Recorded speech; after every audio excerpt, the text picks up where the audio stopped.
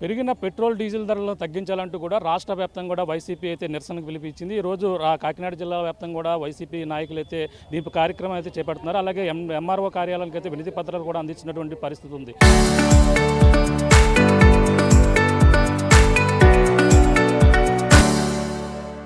అలాగే పిఠాపురం నియోజకవర్గంలో కూడా ఈ యొక్క వైఎస్ఆర్సీపీ సీనియర్ నాయకురాలు అలాగే మాజీ ఎంపీ వంగా గీత విశ్వనాథ్ ఆధ్వర్యంలో పిఠాపురంలో కూడా భారీ ఎత్తున అయితే ర్యాలీ నిర్వహించారు. పెంచిన పెట్రోల్ డీజిల్ ధరలు వెంటనే తగ్గించాలంటూ కూడా ఈరోజు ఎంఆర్ఓ కార్యాలయాన్ని కూడా వినతి పత్రం కూడా అందించినటువంటి పరిస్థితి ఉంది. ప్రస్తుతం సీనియర్ నాయకురాలు మాజీ ఎంపీ వంగా గీత గారు ఉన్నారు, మాట్లాడదాం. మేడం చెప్పండి, ఈ పెట్రోల్ డీజిల్ ధరలపై నిరసనలు ఏ విధంగా తెలియజేస్తున్నారు?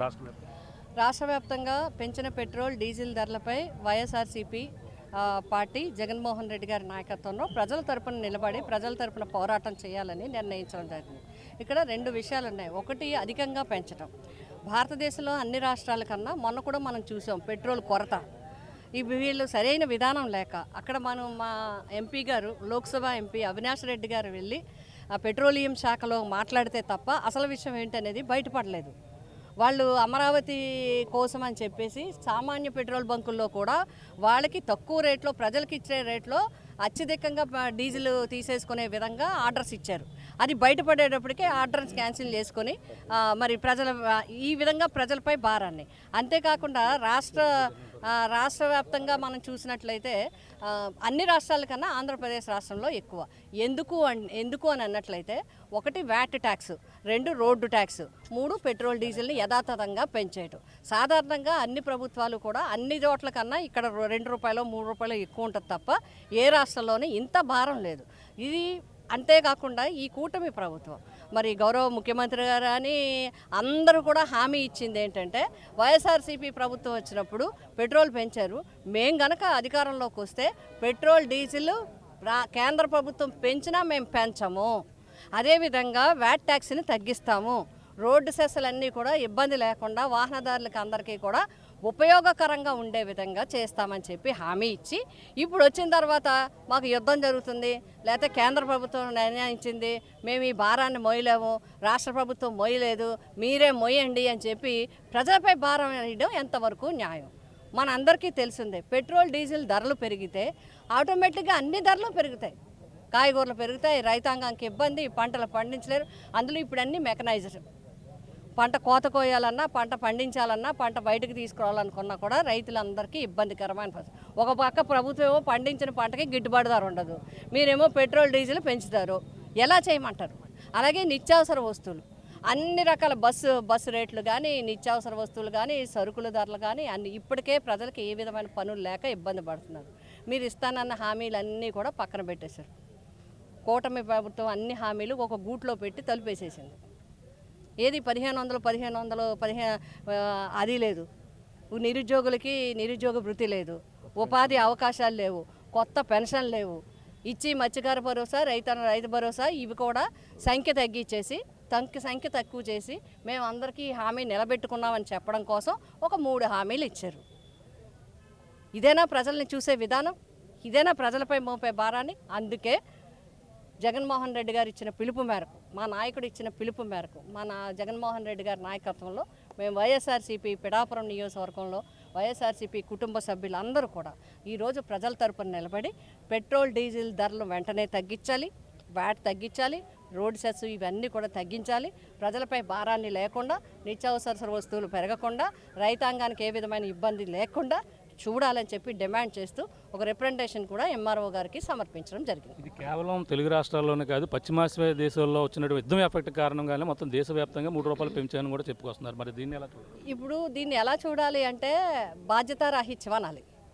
ఎందుకు అంటే ఎండాకాలం వస్తుందంటే కొంత ప్రిపేర్ అవుతారు, వర్షాకాలం వస్తుందంటే ప్రతి కుటుంబం కొన్ని రకాల వస్తువులు దాచుకోవడమో లేకపోతే కొంత ఇచ్చేసుకోవడమో చేసుకుంటారు. అలాగే ఈ యుద్ధం ఇప్పటికిప్పుడు రాలేదు, అదే యుద్ధం ఆగి 2 నెలలు అయింది. మీరు ఒకసారి గమనించండి, ట్రాక్ అంతా పరిశీలించండి. క్రానలాజికల్ ఆర్డర్లా ఎప్పుడు యుద్ధం స్టార్ట్ అయింది, ఎప్పుడు అయింది, ఎప్పుడు వస్తుంది మీరు ఆలోచించండి. విజ్ఞానవంతులందరూ కూడా చెప్తున్నారు, ఆర్థికవేత్తలందరూ చెప్తున్నారు, ఇది కేవలం యుద్ధం వల్ల వచ్చింది కాదు, పరిపాలన అసమర్థత వల్ల వచ్చింది. ఇది భారం మీ సరైన విధానం లేకపోవడం వల్ల వచ్చింది, సరైన జాగ్రత్తలు తీసుకోకపోవడం వల్ల వచ్చింది. మొన్న పెట్రోల్ కొరత ఎందుకు వచ్చింది? ప్రజల కన్నా మీ పని ముఖ్యం అనుకోవడం వల్ల వచ్చింది. అట్లాగే ఇప్పుడు డీజిల్ పెరుగుతుంది, పెట్రోల్ పెరుగుతుంది, ఇది పెరుగుతుంది అని దేశవ్యాప్తంగా కూడా ముందు చూపుతూ ఉండాలి. పక్క కొన్ని దేశాలు ఉన్నాయి, వాళ్ళకి రావటం లేదు, మనకే ఎందుకు వస్తుంది? దీన్ని ఆలోచించాల్సిన అవసరం ఉంది. ఇప్పటికే అందరూ, మనమే కాదు, అందరూ మేధావులు చెప్తున్నారు, విజ్ఞానవంతులు చెప్తున్నారు, దీని మీద స్టడీ చేసేవాళ్ళు అందరూ చెప్తున్నారు, ఫైనాన్షియల్ అడ్వైజర్స్ కూడా చెప్తున్నారు ఈ విధానం కరెక్ట్ కాదు, ఇంకా ఈ దేశం చాలా ఇబ్బందికరమైన పరిస్థితి చూడవలసి వస్తుందని. దేశం చూడవలసి వస్తుందంటే పరిపాలించే పరిపాలనా నాయకులు దేశంలో ప్రజలకి ఏ విధమైన ఇబ్బంది లేకుండా చూడాల్సిన అవసరం ఉంది. ఎందుకంటే ఇప్పుడు మీరు ఎప్పుడైనా ఒకే ఒక ఉదాహరణ నేను చెప్తాను. కరోనా చూడండి, ప్రపంచవ్యాప్తంగా ప్రజలు సహకరించారు, ప్రజలు మీరు ఏది చెప్తే అది చేస్తారు. కానీ మీకు నచ్చినప్పుడు స్వర్ణాంధ్రప్రదేశా? మరి స్వర్ణాంధ్రప్రదేశ్ ఏంటి? స్వర్ణం 100 సంవత్సరం రోజు కొనకండి, బండి మీద తిరగండి, సైకిల్ మీద వెళ్ళండి, నడిచి వెళ్ళండి, 3 పనులుంటే ఆ వీధిలో 4 పనులుంటే ఒక బండి మీద వెళ్ళండి అని చెప్తారా? మరి ఇప్పుడు స్వర్ణాంధ్రం ఏమైంది? స్వర్ణాన్న నువ్వు ఎప్పుడు చెప్పాలి? నీ కుటుంబానికి నువ్వు ఎప్పుడు చెప్పాలి? నువ్వు ప్రిపేర్ అవ్వాలి, ఈ రాష్ట్రాన్ని ప్రిపేర్ అవ్వాలి. మీరేమో హెలికాప్టర్లో తిరుగుతారు, ప్రజలనేమో సైకిల్ మీదని లేకపోతే బండి మీద తిరగమంటారు. నిన్ననే ఒక సోదరుడు అన్నారు, ఎడ్ల బండి మీద గడ్డి మాత్రం ఎక్కడ ఉంది? వర్షం పడేలా కనబట్టలేదండి, మాకు మామూలుగా ఇంట్లో ఉన్న ఆవుకే గడ్డి లేదు, ఇంక మేము బండి మీద ఎక్కడ తిరుగుతాం, దానికి మాత్రం గడ్డి ఎక్కడ వేయగలం ఈ ప్రభుత్వంలో అని చెప్తున్నారు. ఎరువుల ధరలు పెరిగినాయి, ఇవాళ ఆక్వాకల్చర్ విపరీతంగా, ఆక్వాకల్చర్ ఫీడ్ అంతా పెంచేశారు మీరు. ఆక్వాకి ధర లేదు, రైతుకి పండించిన ఏ పంటకి గిట్టుబాటు ధర లేరు. ఇదేనా ప్రభుత్వ విధానం, పాలించే విధానం? దేశభక్తి అంటే ప్రధానంగా మోడీ గారు చెప్పుకొస్తున్నారు. అలాగే ఇవన్నీ కూడా పొదుపు మంత్రాన్ని పాటించాలి, బంగారం కొనవద్దు, ఇవన్నీ కూడా దేశభక్తిలోకి వస్తాయని మోడీ గారు చెప్తున్న పరిస్థితి ఉంది. మరి దాన్ని చూడాలి. నిజంగా దేశభక్తి ప్రతి ఒక్కరికి దేశభక్తి ప్రతి ఒక్కరికి ఉండాలి. ఎందుకంటే నేను దేశాన్ని ప్రేమిస్తాను, ఆమె ఎన్సీసీ క్యాడెట్, నేను చాలా ఫస్ట్ దేశానికి ఇస్తాను. జనగణమన ఎక్కడ కనపడినా వినబడినా కూడా నించుంటాను నేను, నాకు అంత భక్తి.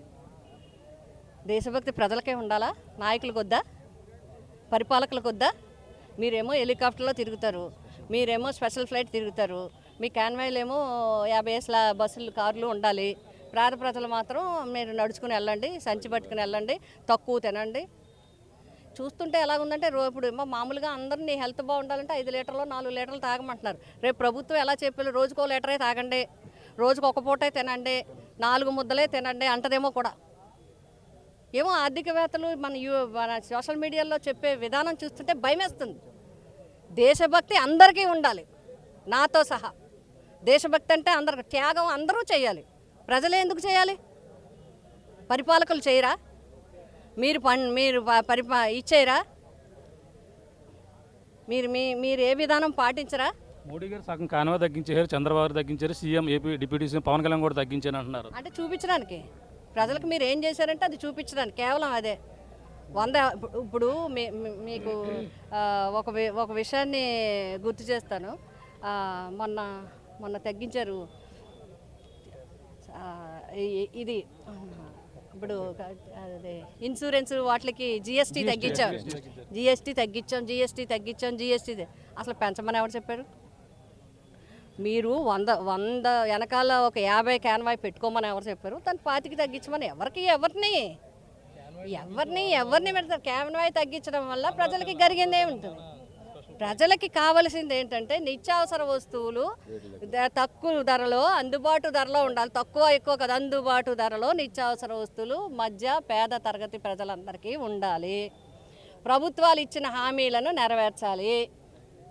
ముందు ప్రభుత్వం దగ్గర నుంచి పొదుపు అలవాటు కావాలి. ముందు ప్రజాప్రతినిధుల దగ్గర నుంచి దేశభక్తి అలవాటు కావాలి. మీరందరూ వేరే రాష్ట్రంలో ఉంటారు, మీకు ప్రధానమంత్రి గారు కూడా వేరే రాష్ట్రంలో కలుస్తారు. ఈ రాష్ట్రంలో ప్రజలేమో బళ్ళ మీద తిరగండి, సైకిల్ మీద తిరగండి, సంచులు పట్టుకు తిరగండి, నడిచి తిరగండి అని చెప్తారా? ఇదే విధానం?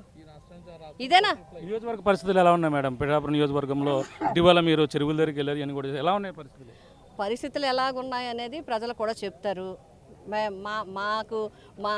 మా వైఎస్ఆర్సీపీ వరకు మేము ప్రజల తరపున పోరాటం చేస్తున్నాం. ప్రజలకు ఇచ్చిన మసీదు మాన్యంలో 250 మందికి సుమారు పట్టాలని వేరే వాళ్ళకి ఇచ్చారు. మేమందరం కలిసి ఒకటిగా నిలబడి దాన్ని ఆఫ్ చేసుకున్నాము. రెండోది నరసింగపురం దాంట్లో దగ్గర దగ్గర 20 ఎకరాల స్కూల్ ప్రైవేటు వాళ్ళకి ఏంటి ఎకరం 60 లక్షలు పెట్టి కొన్న ప్రభుత్వమే కొన్న భూమిని మీరు 12 కోట్ల విలువైన భూమిని ఉచితంగా ఎవరికో ఇచ్చేద్దామని చూశారు. దాన్ని కూడా మేము పోరాటం చేసుకున్నాము, ప్రజల తరపున నిలబడ్డాము. సుమారు 1000 మంది పట్టాదారుల తరపున నిలబడి మేము దాన్ని నిలుపుదల చేసినట్టుగా అవైటెడ్ అని చెప్పి ప్రభుత్వమే ఒక ఆర్డర్ కూడా ఇచ్చింది. అదేవిధంగా మొన్న అందరినీ పెట్టి అందరినీ తవ్వేసుకుంటున్నారు అన్నవాళ్ళు ఎక్కడున్నారు, తవ్విన వాళ్ళు ఎక్కడున్నారో మాకు తెలియదు. కానీ మేమైతే తవ్వడం ఆఫ్ చేసాము. ఇక్కడ వరకు తవ్వడం ఆఫ్ చేయడం లేదు, మేము అన్యాయంగా అక్రమంగా మట్టి తరలకుండా అమ్మకుండా ఆఫ్ చేసాము. ఇవి జరుగుతున్నాయి. రెండవది మేము ఎప్పుడు ప్రజలకి అందుబాటులో ఉంటాము. కష్టమైనా సుఖమైనా మంచైనా చెడ్డైనా ప్రజలకు ఇబ్బందులో ఉన్నా మేము అందుబాటులో ఉంటాము. మేము చేయగలిగింది ఇది. ఎవరేం చేస్తున్నారనేది ఎవరికాలో ఆత్మపరిశీలన చేసుకోవాలి. ఫైనల్గా చూసుకుంటే మేడం, నియోజకవర్గంలో అలాగే కూటమిలో కొన్ని విభేదాలు బయటపడుతున్నాయి. ఆ టీడీపీ ఇన్ఛార్జ్ గా వరంను సస్పెండ్ చేశారు. ఈ పరిస్థితిని ఎలా చూడాలనుకోవచ్చు? ఇది వాళ్ళ కూటమిలో కుమ్ములాట్లు అవి. కూటమిలో ఎవరు ఉండాలి, ఎవరు ఉండకూడదు అనేది వాళ్ళే చూసుకుంటారు. అయితే ఈ సందర్భంగా నేను ఒక మాట చెప్పదలిచాను. అంటే ఇప్పుడు 3 ఎక్స్ఎమ్మెల్యేస్ ఉన్నాం. ఒక ప్రజెంట్ ఎమ్మెల్యే గారు ఉన్నారు, ఆయన డీసీఎం, ఆయన పక్కన పెట్టిన మేము 3 పార్టీలకు ఉన్నాం. మేము మా వైఎస్ఆర్సీపీ కుటుంబం తరపున నేను గర్వంగా చెప్తున్నాను. వీరందరి సహకారంతో మేమందరం కలిసికట్టుగా ప్రజల కోసం పోరాడుతున్నాం. బట్ మిగతా 2 పార్టీలు, కూటమిలో ఉన్న పార్టీలు, కుర్చీ కోసం ఒకరు, ఫ్లెక్సీ కోసం ఒకరు, పెర్చీలో పోటీ ఒకరు, కుర్చీలో సీట్ ఒకరు, డయాస్ మీద సీట్ ఒకరు తప్ప మసీదు మాన్యం ఆక్రమ ఎవరికో పెడితే మాట్లాడారా? నరసింగపురం ఎవరికైనా ఇచ్చేస్తుంటే పేద ప్రజలది సుమారు 1250 మంది పట్టాదారుల భూములు వేరే ఒక స్కూల్కి ఒక కాలేజీకి ఇచ్చేస్తుంటే ఎవరైనా మాట్లాడారా? వైఎస్ఆర్సీపీ ఒకటే మాట్లాడింది. వైఎస్ఆర్సీపీ పిఠాపురం నియోజకవర్గంలో ప్రజల తరపున పోరాటం చేస్తుంది, ప్రజలకి అండగా ఉంటుంది. ఈ పరిస్థితి ప్రస్తుతం అయితే నిరసన కార్యక్రమం చేపట్టారు. అలాగే పెరిగిన పెట్రోల్ డీజిల్ ధరలు అంటే వెంటనే తగ్గించాలంటూ కూడా అలాగే ఈరోజు అలాగే రాష్ట్ర వ్యాప్తంగా వైసీపీ నిరసనకైతే పిలుపునిచ్చింది. ఈ నేపథ్యంలో నిరసన చేపడుతూ అలాగే ఈరోజు పిఠాపురం తహసీల్దార్ కార్యాలయానికి అయితే అలాగే నిరసన కార్యక్రమం అయితే అలాగే మెమోరాండా ఇచ్చినటువంటి పరిస్థితుల్లో ముఖ్యంగా ఏదైతే రాష్ట్ర వ్యాప్తంగా కూడా అలాగే నాయకులు ఉద్దేశపూర్వకంగా చేస్తున్నారు, కానీ అలాగే కేవలం నటనపూర్వకంగా చేస్తున్నారు. అలాగే వాళ్ళందరూ కూడా పాటించి తీరాలి. అలాగే పొదుపు మంత్రం అంటూ కూడా ఇన్నాళ్ళు చేసినటువంటి ఈ యొక్క పరిపాలన ఏమైందంటూ కూడా చెప్పుకొస్తున్నారు. అలాగే ఎక్కడ ఎన్ని రాష్ట్రాల్లో ధరలు పెరిగినా సరే ఏపీలో పెరగకుండా చూస్తామంటూ కూడా ఎన్నికల సమయంలో కూడా ఇప్పుడు ఉన్నటువంటి నాయకులు హామీ ఇచ్చారు. హామీలే కూడా ఎక్కడా కూడా నెరవేర్చలేదు. అలాగే అన్ని రాష్ట్రాల్లో పరిస్థితులు వేరు, ఆంధ్రప్రదేశ్లో ఉన్నటువంటి పరిస్థితులు వేరు. అలాగే ఉద్దేశపూర్వకంగా ఈ యొక్క రేట్లు అలాగే యుద్ధం జరిగి ఆగిపోయి ఎన్నాళ్ళు అవుతున్నా సరే ఇప్పుడు రేట్లు పెంచడంపై కూడా ఆమె ఆగ్రహం వ్యక్తం చేస్తున్నారు. ఈ విధంగా వైసీపీ రాష్ట్ర వ్యాప్తంగా ఇచ్చినటువంటి పిలుపు మేరకు అయితే ఈ రోజు నిరసన కార్యక్రమం చేపట్టడం జరిగింది. అంతేకాకుండా పిఠాపురం నియోజకవర్గంలో జరుగుతున్నటువంటి పరిస్థితులపై కూడా ఆవిడైతే మాట్లాడారు. అలాగే నియోజకవర్గంలో జరుగుతున్న అన్యాయంపై వైసీపీ ఎప్పుడు కూడా పోరాడుతుంది. అలాగే ఇప్పుడు ఉన్నటువంటి కూటమి నాయకులు కుర్చీల కోసమో లేదంటే వేరే విధంగా వాళ్ళ అధికారం కోసం అయితే వాళ్ళైతే కుమ్ములాట చేసుకున్నారు. మేమంతా కూడా నియోజకవర్గంలో మసీదు మాన్య భూములపై పేదలకు ఇచ్చిన భూములపై మేము పోరాడుతుంది వైసీపీ. మరో పక్కన మరొక ప్రైవేట్ స్కూళ్ళకి అయితే ఈ యొక్క భూములు దానం చేస్తుంటే వైసీపీ పోరాడింది. అలాగే చెరువుల్లో మట్టి తవ్వకాలు చేస్తుంటే వైసీపీ పోరాడింది. కానీ నాయకులు మాత్రం తమ కుర్చీల కోసం తమ అధికారం కోసం కూడా వాళ్ళ పదవుల కోసం కూడా పోరాడుతున్నారంటూ వాళ్ళు కుమ్ములాట ఆడుకుంటున్నారంటూ కూడా పిఠాపురం నియోజకవర్గంలో జరుగుతున్న పరిణామాలపై వంగా గీత విస్తున్నది కూడా మాట్లాడుతూ ఘాటుగా కౌంటర్ ఇచ్చినటువంటి పరిస్థితి ప్రధానంగా ఉందని చెప్పాలి. ఇది కూడా తాజా పరిస్థితి. కెమెరాతో ప్రకాష్ RTV పిఠాపురం నుంచి.